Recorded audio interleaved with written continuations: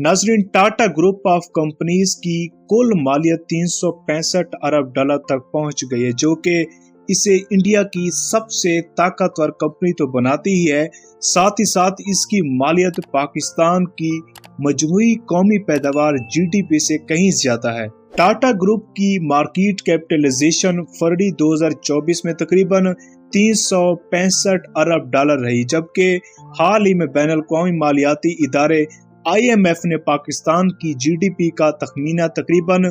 341 अरब dollar लगाया है। 1868 में बनने वाली कंपनी अब 10 वर्टिकल्स के साथ 30 कंपनियों का ग्रुप है और 6 बराआज़मों के 100 से ज्यादा ममालिक में अपनी खिदमात पेश कर रही है। अगर सिर्फ टाटा कंसल्टेंसी सर्विसेज की बात की जाए तो इसकी मालियत